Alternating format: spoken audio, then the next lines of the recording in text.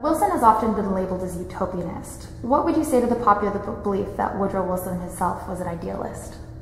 I think it's quite mistaken. I think that Wilson, as a president and as a politician generally, was very pragmatic, and that he devised his policies according to the circumstances at the time, and in respect to the pressures upon him, both from external circumstances and domestic opinion.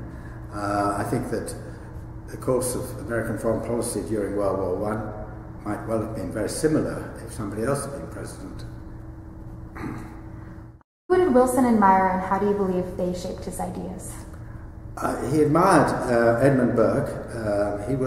Wilson was an academic he didn't enter politics till he was well past 50, but he'd studied politics since his childhood.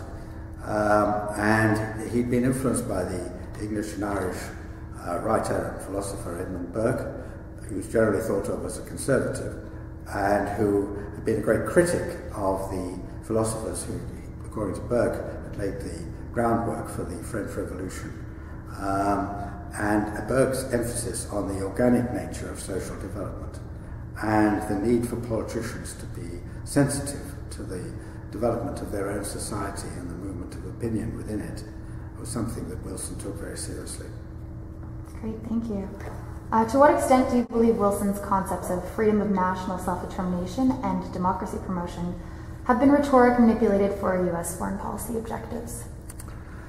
Well, I think that's a slightly loaded question. I think they've been employed, and I think they've been employed because they resonate with lots of Americans who find these very good causes, who favour the extension of national self-determination and democracy to other countries. Certainly, I think that means that often people who have other agendas for other reasons seek to legitimate them by appealing to these principles. So it's tricky. I mean, I think that the impulse within America to promote these principles is widespread and sincere, but I agree that that means that in debates about policy, they can be invoked by people who have got other goals in mind. Great answer. Thank you so much for joining us. Right. Well, it's been a pleasure.